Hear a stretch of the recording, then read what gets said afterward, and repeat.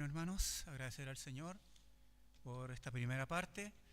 Muy bien disciplinado nuestro hermano Marcos, me ha entregado el púlpito a la hora. Así que gracias, hermano Marcos.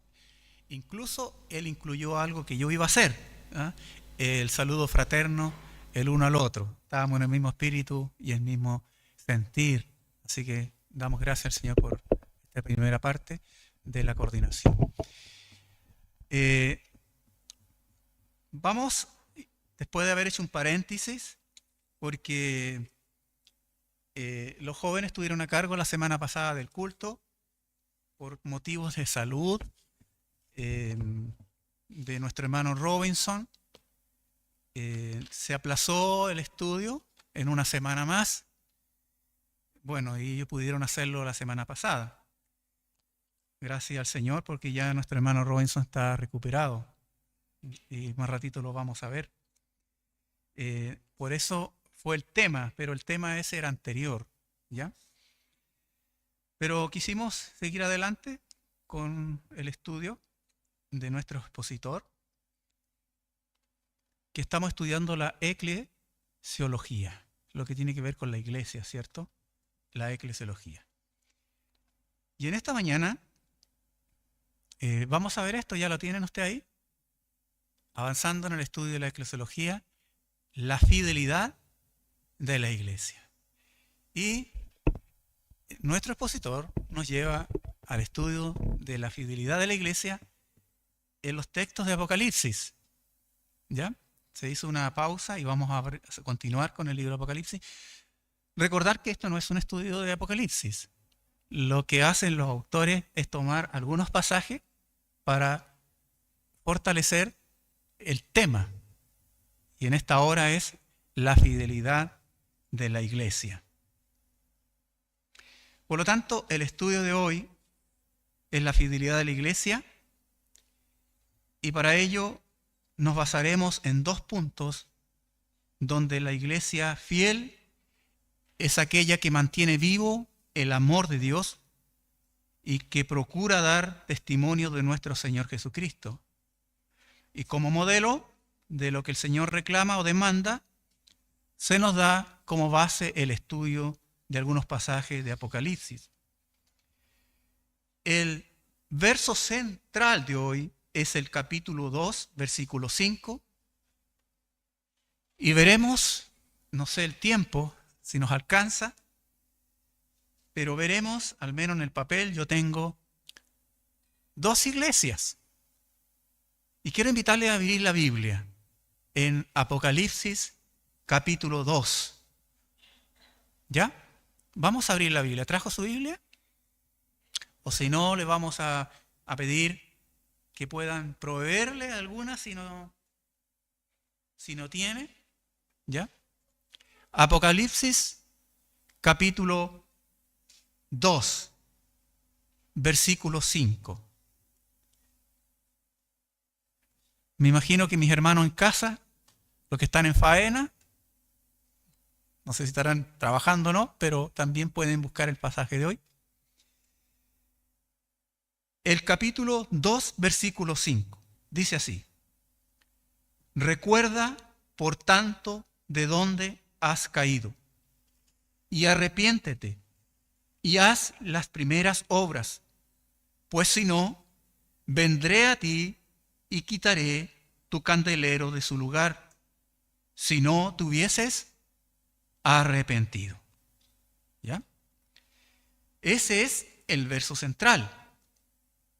Pero ahora vamos a leer del versículo 1 hasta el versículo 5, aunque en el expositor solamente nos dicen del versículo 2 al 5, pero vamos a tomar el 1 también.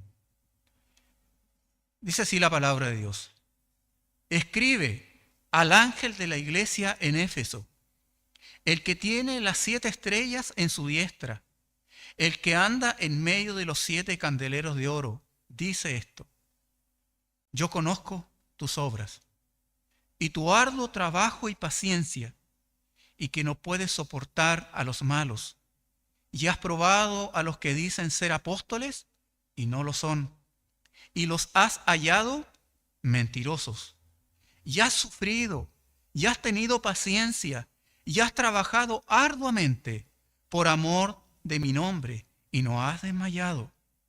Pero tengo contra ti que has dejado tu primer amor.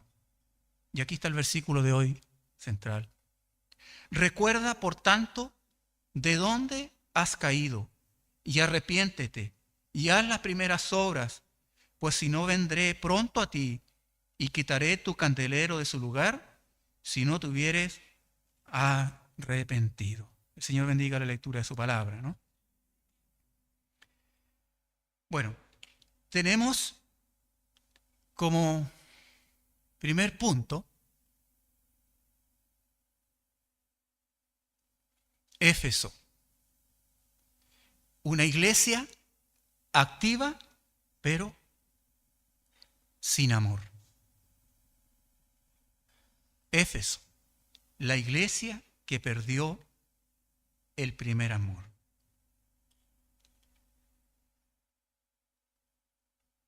William Ramsay fue un arqueólogo británico quien nació en el año 1851 y murió en el año 1939. William Ramsay era un hombre, de hecho fue uno de los arqueólogos más importantes de su siglo. Este hombre era ateo y su familia, sus padres también fueron ateos. De hecho, William Ramsay intentó demostrar a través de sus investigaciones que la Biblia no era un libro inspirado por Dios. Y William Ramsay, para confirmar su tesis, viajó nada menos que a Medio Oriente, a la tierra donde estaban los relatos bíblicos, para ya confirmar que todo esto era un cuento. William Ramsay trabajó arduamente casi 30 años en trabajos de arqueología, investigación, etc. Y producto de sus investigaciones y excavaciones arqueológicas, comprobó que 32 países, 52 ciudades y 9 islas que eran mencionadas por Lucas en el libro de los Hechos, era así. Eran reales. No eran ficticias. Él diría más adelante: me convencí poco a poco de que en varios detalles la narración era maravillosamente verídica. Mire lo que llegó el ateo. Me convencí poco a poco de que en varios detalles la narración era maravillosamente verídica. De esa forma, lentamente en sus trabajos de investigación, porque no fue una conversión instantánea como el apóstol Pablo, pero en la medida que iba investigando y fue descubriendo la certeza de las Escrituras, se convirtió al cristianismo. Y una vez que se convirtió al cristianismo, se convirtió en un erudito del Nuevo Testamento y un defensor de las Escrituras. ¿Qué le parece? William Ramsay. Yo me saco el sombrero a este hombre. Un hombre docto, preparado. Pero este humilde servidor, ¿quién soy yo? No está de acuerdo con William Ramsay en cuanto a su comentario de los libros, en el libro de Apocalipsis. De hecho, él escribió un libro que se denomina así, un poco largo el título: Las cartas a las 7 iglesias de Asia y su lugar en el plan del Apocalipsis. Ese fue el título de su libro. Ahí está, en inglés. Las cartas a las 7 iglesias de Asia y su lugar en el plan del Apocalipsis. Yo estoy de acuerdo con él, con lo que él comenta. Pero en este sentido no estoy de acuerdo con William Ramsay cuando él dice: En el desarrollo posterior del pensamiento de San Juan, es claro que había reconocido la insuficiencia de las formas literarias judías de moda. Parece altamente probable que la percepción de esa realidad le llegó mientras componía el Apocalipsis. Y aquí subrayo un poquito más adelante a qué me quiero referir con este comentario posterior. Que las 7 cartas, aunque colocadas cerca del principio y acomodadas cuidadosamente en esa posición, fueron la última parte de la obra que concibió. Y en eso no estoy de acuerdo con William Ramsay. En que él dice que las cartas fueron escritas al final del Apocalipsis y que fueron introducidas ahí. Y yo no estoy de acuerdo con eso. Si leemos el Apocalipsis y la ubicación de estas cartas son fundamentales. De hecho, él dice más adelante en la página 37 de su libro, el Apocalipsis sería perfectamente completo, mire, sin las 7 cartas. El Apocalipsis sería completamente perfecto sin las 7 cartas. Y yo no creo eso.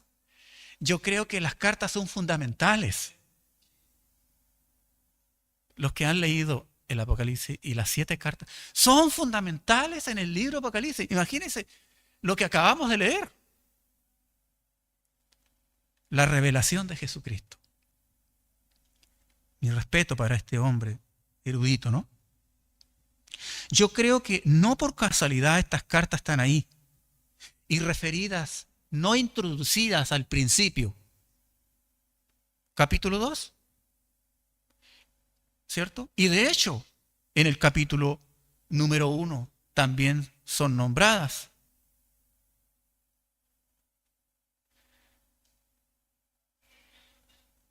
De hecho, Juan, en el capítulo 1, versículo 4, ¿qué dice? Juan a las 7 iglesias que están en Asia. Y el capítulo 2 continúa. Y el capítulo 3. ¿Entiende? En ese orden. Algunos lectores del Apocalipsis leen el Apocalipsis con demasiada premura, con demasiada ligereza. Incluso está la tentación de pasarse por alto la lectura de las cartas. ¿A dónde van leyendo tan rápido? Tienen prisa, porque la prisa de ellos es llegar a aquellas cosas que han de suceder en el futuro. Eso les hace atrayente, las cosas que están más adelante. Pero las cosas que están sucediendo ahora dejan de ser un agente activo. En las cartas, este mensaje es medular, hermano. Y en ellas se corrige a la iglesia. Le anima y le enseña para que viva de un modo que sea influyente en su tiempo. Y que puedan estar preparadas para las cosas que han de venir. Pero hay que prepararse ahora. El Apocalipsis y sobre todo las primeras cartas no solamente nos llevan a las cosas que han de venir en el futuro, sino hay que mirar también el presente. El ángel les dijo, ¿se acuerda? Varones Galileos, cuando el Señor iba a ascender al cielo. ¿Se acuerda lo que les dijo? ¿Por qué estáis mirando al cielo? Y a veces muchos lectores del Apocalipsis lo leen así, mirando hacia el más allá. Pero el ángel le aterriza a los varones en la ascensión del Señor Jesús. ¿Por qué estáis mirando al cielo? Nosotros no podemos vivir una vida cristiana con nuestra mirada solamente en las cosas del futuro. Tenemos que mirar la iglesia de hoy. ¿Se acuerda el texto clave? ¿Cuál es La enseñanza de ese versículo es para el presente, no es para el futuro. El llamado es arrepentirse para el presente. Arrepiéntete y haz primero las obras ahora, porque ahí están las consecuencias futuras. ¿Sabe qué interesante? Porque las cartas al Apocalipsis, las 7 cartas, parece que toman una ruta postal. Ahí está el mapa de las cartas, enumeradas del 1 al 7. Y mire, una ruta postal, como un correo. La primera iglesia que es nombrada en el capítulo 2 es la iglesia de Éfeso. Luego, Esmirna, Pérgamo, Tiatira, Sardis, Filadelfia y la Odisea. Mire la ruta. En esa dirección. Desde Éfeso hasta la Odisea. Como un correo va la carta. ¿A usted le gustaría recibir una carta de Jesucristo?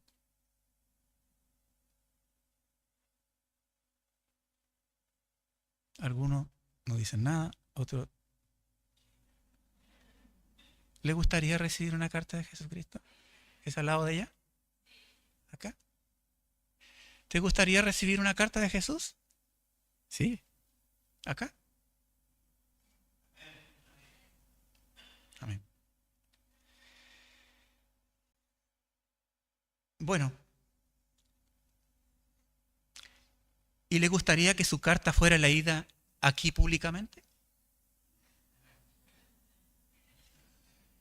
Si llegas una carta de Jesús para ti, ¿te gustaría que fuera leída desde el púlpito? ¿Sí? ¿Sí? ¿No? Pues las cartas a las 7 iglesias eran mensajes particulares, pero parecía que tenían la intención de que los acontecimientos y advertencias en estas cartas fueran conocidas también por las otras 6 iglesias. Porque escriben un libro.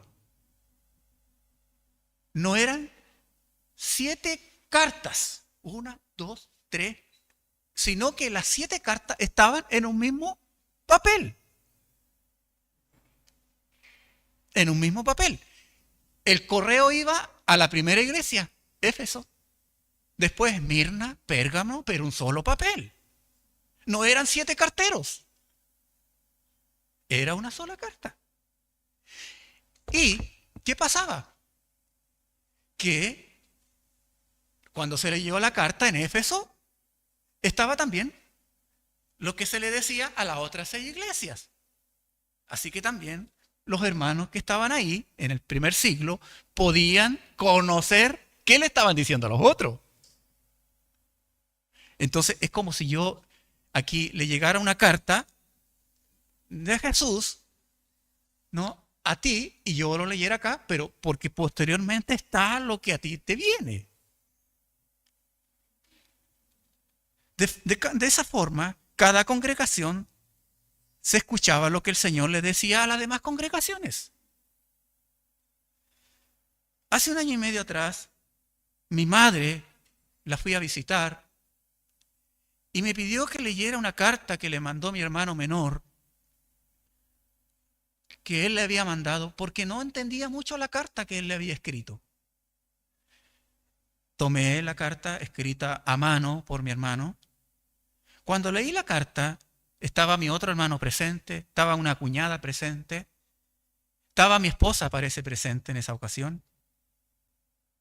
Cuando leí la carta, observé que venía escrito un extracto también para mí, en el mismo papel. Venía un extracto también para mi hermano mayor. Venía un extracto también para mi hermana que está aquí presente. Y venía un extracto también para el hijo de él, de mi hermano menor. Por eso mi mamá no entendía la carta. Porque a cada uno le decía una cosa distinta, mi hermano. Y mi hermano escribe como mi madre, porque mi madre no escribe sin punto ni coma. Entonces, igual que el hebreo. Todo parejo. Entonces yo tenía que más o menos ir como viendo cuál era la parte de uno. Por eso no entendía a mi mamá. Entonces necesito de un intérprete. Y leí la carta. La carta leída, la carta la leí. Pero todos quienes estábamos allí presentes escuchamos lo que mi hermano le decía al otro. ¿Sabe qué? Algo similar era la carta a las 7 iglesias. ¿Sabe qué? Aquí está la presidenta de la asociación, no sé si usted la conoce, la asociación de iglesias, presente. La presidenta, cuando tenemos reunión de iglesias, le da la bienvenida a los asistentes y le pide que la iglesia que está presente que se ponga de pie y le damos la bienvenida. Eso ocurre. ¿Se imagina que se les dijera a esas iglesias presentes, hay una carta de Jesús para la iglesia que está presente? Y en esta asamblea le daremos lectura. Porque es una sola. ¿Cómo terminaría una asociación de iglesias después de la lectura de un extracto de una carta dirigida a ellos? Hermana presidenta.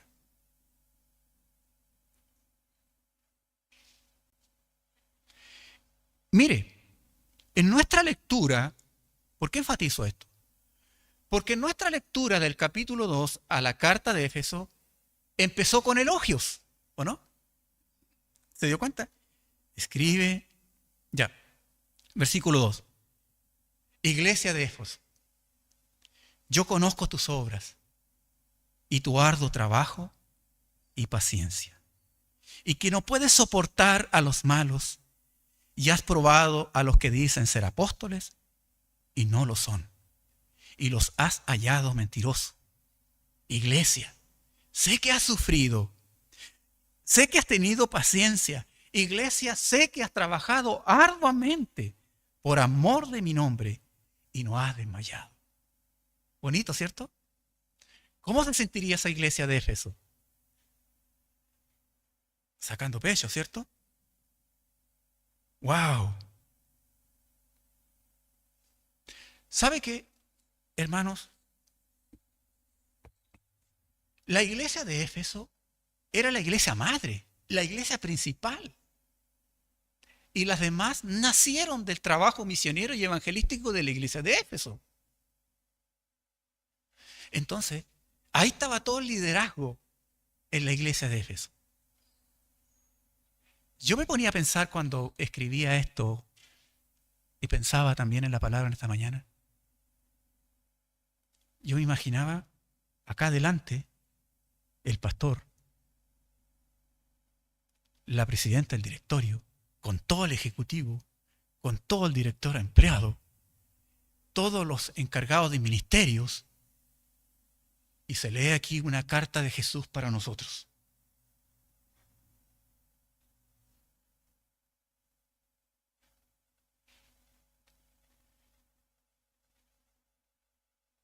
Estaba pensando en lo que dijeron, me gustaría que me mandaran una carta de Jesús y que fuera leída al frente.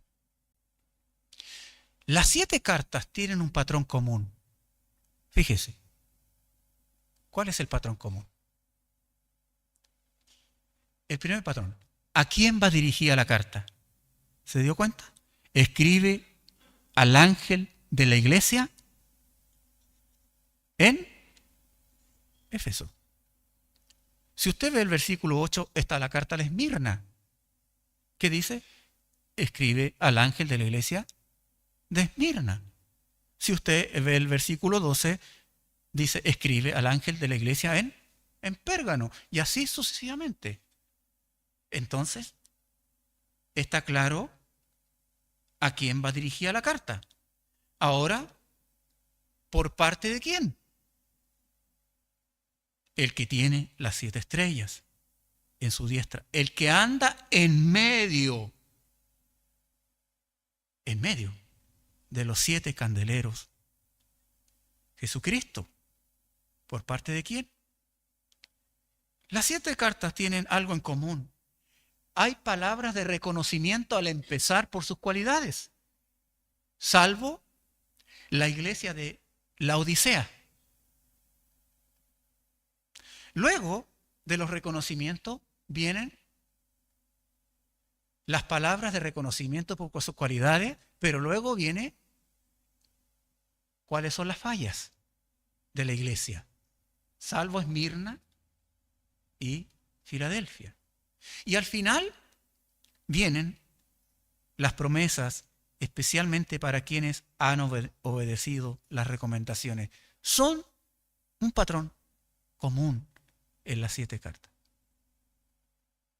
Éfeso, no voy a hablar mucho de Éfeso, pero había sido una congregación privilegiada, porque la iglesia de Éfeso fue una iglesia que tuvo el privilegio que Pablo ministró en ella. Pasó 3 años, según Hechos 20:31. Y empieza en el versículo 1, escribe al ángel de la iglesia en tanto. Se repite en todo esto, como acabo de decir. Ahora, el tema es, ¿quién es el ángel? Escribe al ángel. Bueno, hay varias opiniones respecto a quién es el ángel, pero yo me inclino a que el ángel es la iglesia. El ángel no es el pastor, ni el grupo de ancianos, ni tampoco el directorio de la iglesia, sino creo que es una técnica literaria para dirigirse al corazón, que es la comunidad. De hecho, el versículo 7 dice lo que el Espíritu dice a las iglesias, ¿no? Versículo 7 más abajo. El que tiene oído, oiga lo que el Espíritu dice a las iglesias. Entonces no es a una persona en forma particular. Y en todas las cartas dice lo mismo. Hay algo sí que nos llama la atención. En el versículo 2 al empezar. ¿Cuál es? Yo conozco. Yo conozco, dice el Señor. ¿Qué cosa? Tus obras. Griego.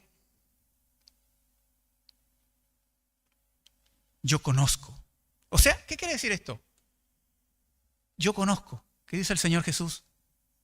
Que Él tiene conocimiento de todo, porque el versículo 1 dice, el que está en medio. Jesús tiene conocimiento de todo lo que pasa en la iglesia. Y nosotros eso tenemos que tenerlo claro. No olvidarnos de eso. ¿Con cuánta frecuencia se nos olvida? ¿Se acuerda lo que Pedro dijo? Señor, tú lo sabes todo. El Señor lo sabe todo lo que está ocurriendo en este momento. Todo lo que está ocurriendo en el medio está el Señor y lo que estamos pensando en este momento. Yo conozco. Yo conozco tus obras, dice, ¿no? Copos. Obra denota un trabajo arduo, hasta el sudor, hasta la extenuación. O sea, la iglesia de Éfeso era una iglesia trabajadora. Un arduo trabajo hasta quedar al cansancio por la obra. Los efesios eran obreros diligentes por la causa de Cristo. Y en medio de las tinieblas que les rodeaban, en medio de la persecución que estaban pasando, ellos eran activos en la evangelización. Yo conozco tus obras. ¿Qué más les dice que él conocía? Tu arduo trabajo y paciencia. Puede también traducirse como perseverancia. Y perseverancia significa permanecer, soportar. Permanecer pero bajo una gran presión. Y ellos habían tenido perseverancia, esta iglesia. Habían soportado los desafíos. En medio de la adversidad, en medio de las pérdidas humanas, en medio del sufrimiento, esta iglesia había perseverado. No habían desfallecido. ¿Por qué? Porque sabían a quién servían. Fijaban su mirada en Jesucristo, en la meta, hasta lograrla. Este elogio por parte de Jesucristo a la iglesia les había dicho de que ellos, a pesar de las circunstancias difíciles, los creyentes de Éfeso habían permanecido fieles al Señor. Ahora, ¿qué más reconoce después de su arduo trabajo? ¿Está mirando? Su perseverancia, pero también su sana doctrina. ¿Es el versículo? Su sana doctrina. Dice el versículo 2, y has probado a los que dicen ser apóstoles y no lo son, y los has hallado mentirosos. Tenían una sana doctrina. Era una iglesia doctrinalmente sana, Éfeso. Tenían un discernimiento teológico para desenmascarar a los pseudoapóstoles que decían ser lo que no eran. Al parecer, habían dos órdenes de apóstoles. Los pseudoapóstoles y los apóstoles originales, que en el tiempo de escribir la carta tal vez estaba vivo. Estaba vivo, el único vivo era Juan. Los demás todos habían fallecido. Pero había otro grupo de misioneros itinerantes, por ejemplo, Santiago, Bernabé, Silas, entre otros.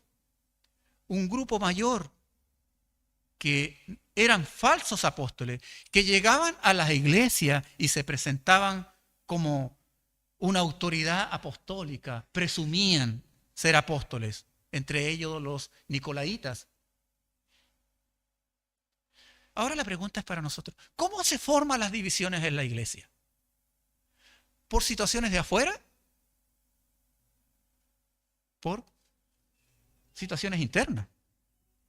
Y aquí se pasaba. Gente que venía a la iglesia, se creían apóstoles, pero no lo eran. ¿Y qué hacía la iglesia de Éfeso? Lo descubría. Lo descubría. Y dice el versículo número 2 al final. Hallaban a los que eran mentirosos. Ante esto, los lobos, los efesios respondían con firmeza. No andaban con cosas así superficiales. Pablo le había dicho a los ancianos de Éfeso, en Hechos 20:29, sé que después de mi partida vendrán lobos feroces entre vosotros, que no perdonarán al rebaño. Oiga, usted tiene historias y yo tengo las mías, ¿no? De esto, de lo que ha acontecido. Nosotros tenemos como, para los que no lo saben, un curso de membresía para integrar a la iglesia donde se le entregan las doctrinas de nuestra iglesia, para que las personas que van a hacerse miembros sepan cuáles son estas prácticas y doctrinas. Y si quieren hacerse miembros, es que van a aceptar nuestras doctrinas y nuestros principios y nuestras prácticas.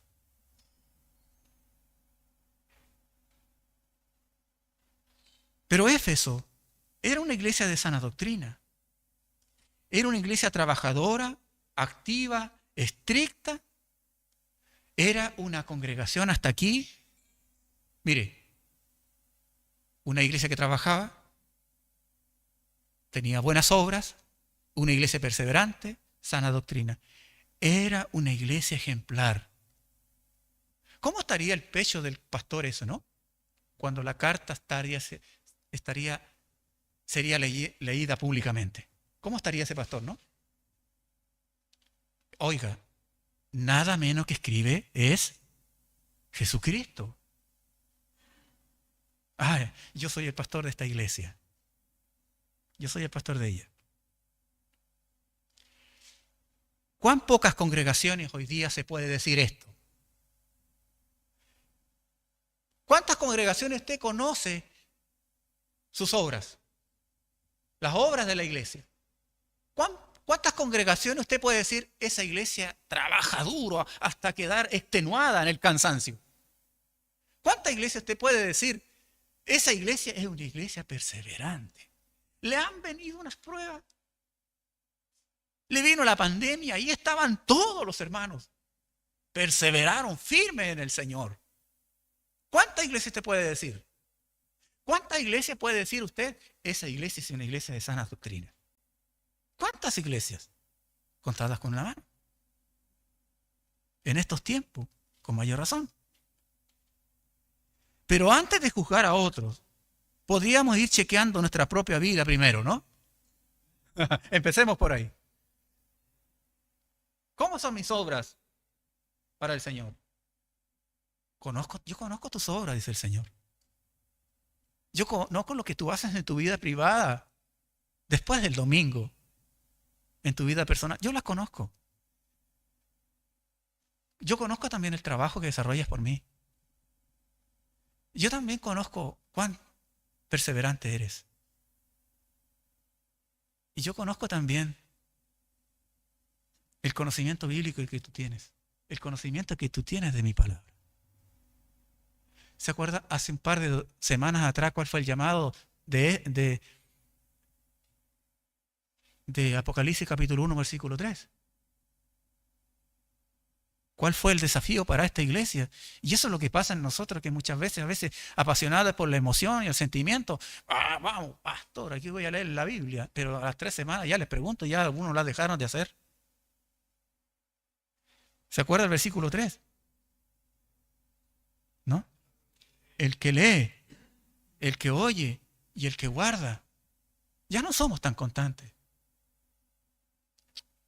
Yo conozco tus obras. Yo conozco tu sana doctrina, dice el Señor. Por eso podríamos ir chequeando, antes de mirar iglesias, cómo está nuestra vida personal. Y aquí viene el gran pero. Ay, ¿por qué la carta no terminó ahí, no? ¿Por qué la carta no terminó ahí en su lectura? Recuerden que están escuchando la otra hora más pequeña.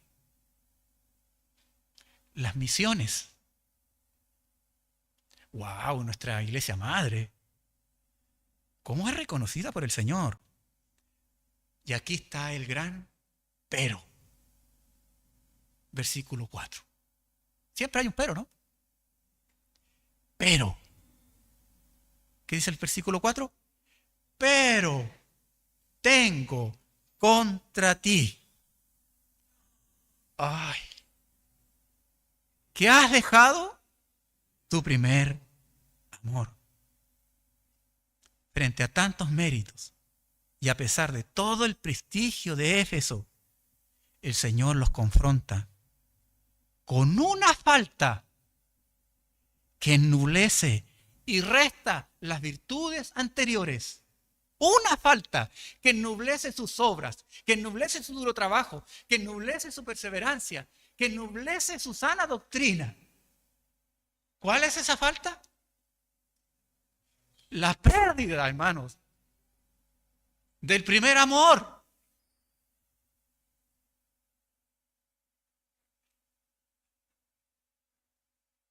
Esta comunidad que antes había sido un modelo de amor. De hecho, Pablo elogia a los efesios y les dice del amor que demuestran por todos los santos. Por eso a mi hermano Marco, una de las cosas que le reconocí recién es este gesto de amor, de poder saludarnos, de poder bendecirnos genuinamente, de poder bendecir a nuestros hermanos. No puede perderse el primer amor. El amor se había enfriado y endurecido. Y sin el amor, sus arduos trabajos no eran más que un activismo sin sentido. Sin el amor, el éxito, el prestigio no serían nada. Mire lo que dice el apóstol Pablo. Si yo hablase lenguas humanas y angélicas y no tengo amor, vengo a ser como un metal que resuena o címbalo que retiñe.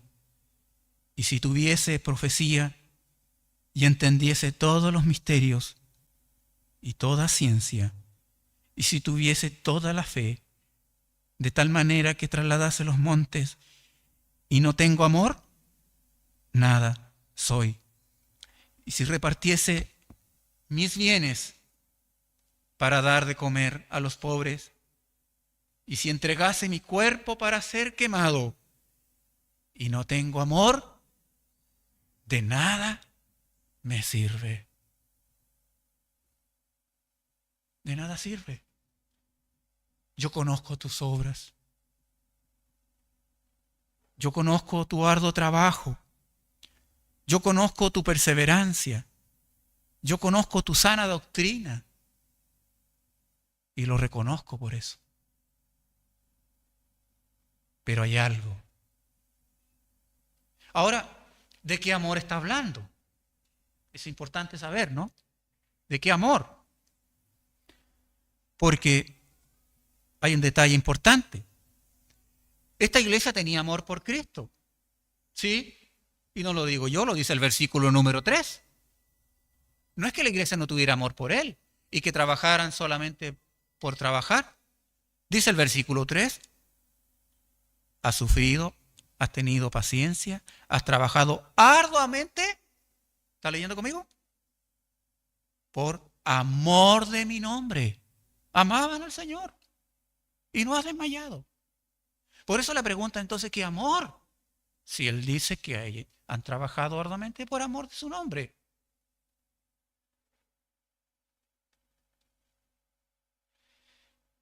Esta iglesia, en su base, se habían organizado de tal manera que fue una prioridad su lucha, porque en ese tiempo proliferaban los falsos apóstoles, las falsas enseñanzas. Esta iglesia, su directorio, a lo mejor su liderazgo, se organizó de tal manera y se prepararon doctrinalmente en sus institutos y seminarios internos para hacer frente a los falsos apóstoles. Se prepararon de tal manera para desechar las enseñanzas heréticas que se volvió una iglesia ruda porque de todo sospechaban. Y estaban atentos a lo que iba a decir el que venía llegando. Y analizaban todo, ¿no? ¿Estás de acuerdo a esto? ¿Será de acuerdo con nuestras doctrinas? ¿Con nuestros principios? Todo. Se volvió una iglesia con actitudes duras, con sospechas de todos. Una iglesia dura los unos a los otros, de tal manera que fueron sin darse cuenta, perdieron la sutileza, el cuidado, a tal punto del abandono de una de las mayores virtudes cristianas, que es el amor. Esto nos enseña que la pureza y lealtad doctrinal nunca pueden ser un sustituto del amor en una comunidad de fe. Esta iglesia tenía una pureza y lealtad doctrinal, pero habían perdido algo tan elemental. La pérdida del amor para Cristo y su iglesia sobre los demás no es un asunto trivial, es algo elemental. De hecho, si se pierde el amor, la caída cristiana está a las puertas. A veces hay tanto celo en nosotros, hermanos, que nos llevamos a tratar en forma incorrecta, en forma indebida, entre nosotros mismos. Hace un tiempo participé en una asamblea de iglesias en el sur de Chile y un grupo que se había formado y se habían denominado los defensores de la sana doctrina. No sé si mi hermana participó en aquella oportunidad, pero yo llegué a la asamblea con iglesias de todo el país. Estaban ahí los representantes y mensajeros. Cuando veo un grupo de personas que anda repartiendo volantes a todos, eran los defensores, ellos se denominaron así, los defensores de la sana doctrina. Y yo dije, ¿quiénes son estos? Estos denunciaban públicamente a ciertas personas que a su entender habían prácticas que eran antibíblicas.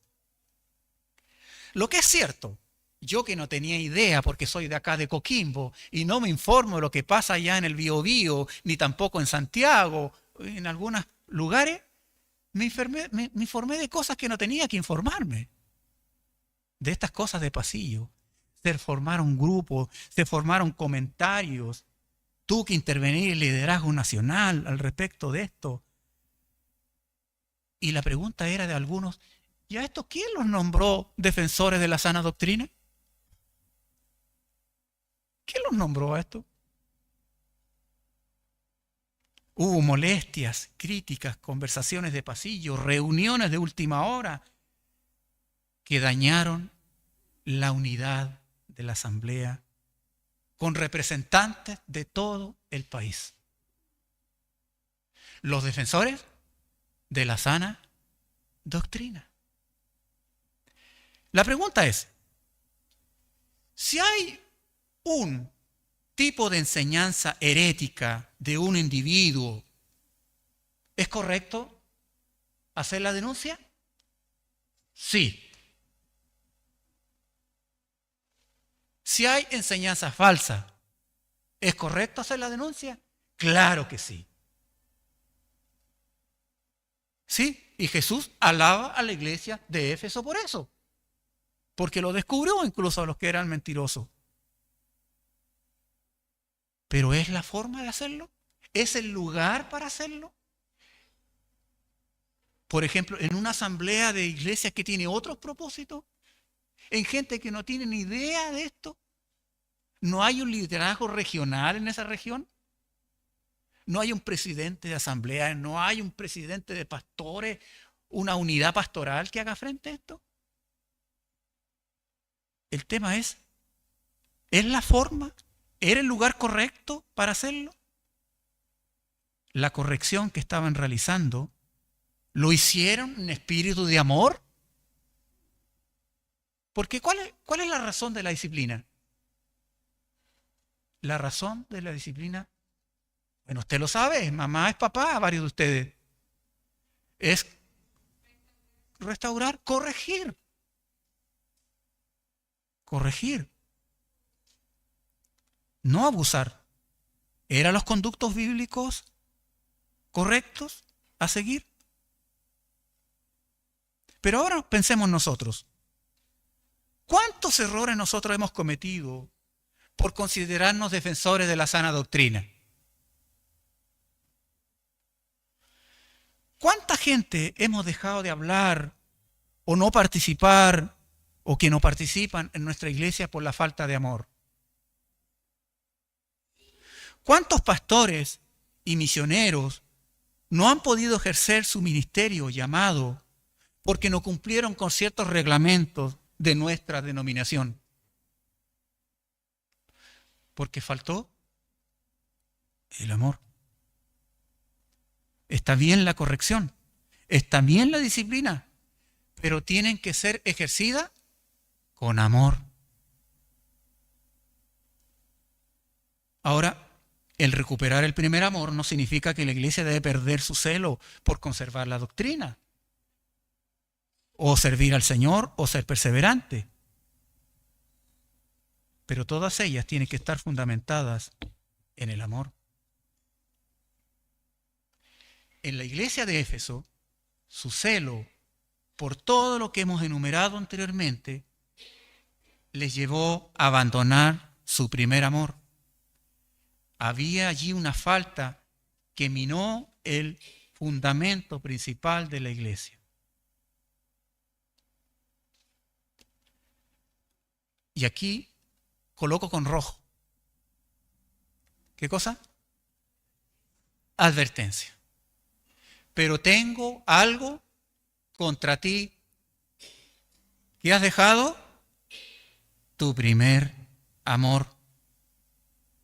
Ahora, ¿qué les dice en el versículo 5? La advertencia.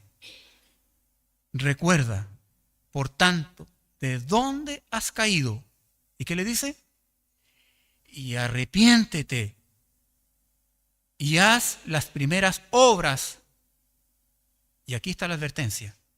Pues si no, vendré pronto a ti y quitaré tu candelero de su lugar si no te hubieres arrepentido. El Señor es fuerte en su corrección, ¿cierto? Y lo hace de 3 formas verbales. Recuerda, arrepiéntete y vuelve a practicar lo que antes practicabas, el amor. Recuerda,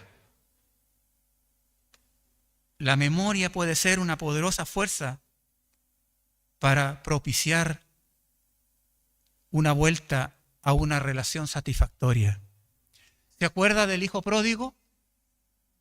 Cuando se fue, ¿qué dice la Biblia? Cuando estaba ahí comiendo las algarrobas de los cerdos, ¿qué le hizo él? Hizo memoria.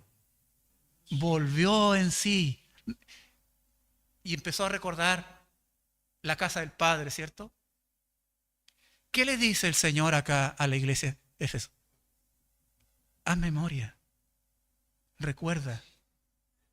¿Cierto? ¿Cuántos jornaleros hay en la casa de mi Padre que tienen comida en abundancia, mientras aquí yo estoy padeciendo de hambre? Él hizo memoria. Recuerda, dice el Señor a la iglesia. ¿Qué más le dice? Adelanta un poquito. Recuerda. Segundo, arrepiéntete, de una palabra griega, metanoía. Y es un imperativo, no es una sugerencia. El arrepentimiento, como está en el griego, metanoía, no es un sentimiento o un remordimiento.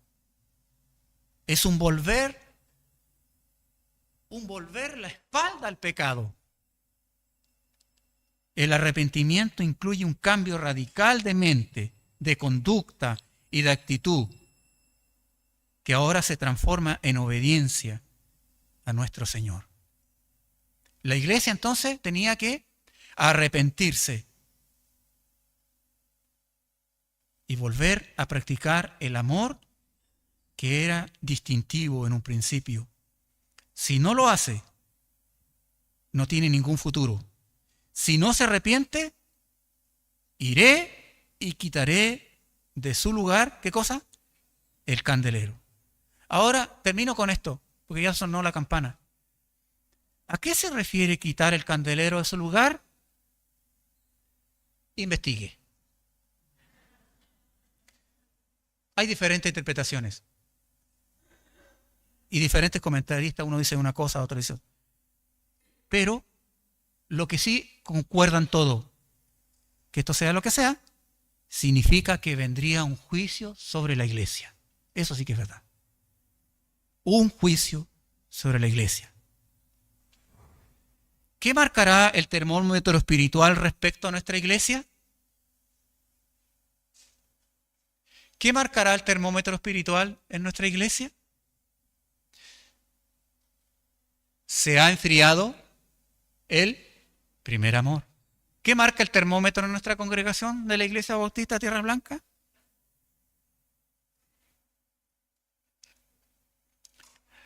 La conclusión la vamos a hacer más ratito. ¿Ya? Vamos a orar al Señor. Le invito a inclinar su rostro.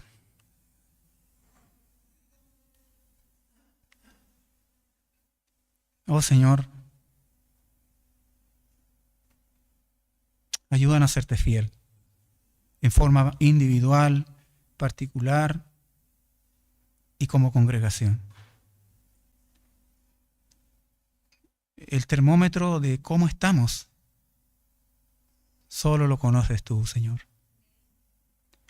Ten misericordia en nuestras vidas, en este análisis, a lo mejor que a través del Espíritu hemos hecho, Señor, en forma personal y también eclesial. Sigue hablándonos luego, Señor, por medio de tu palabra, y que tu Espíritu Santo nos lleve a concluir qué quieres decirnos y cuáles son los desafíos para hoy,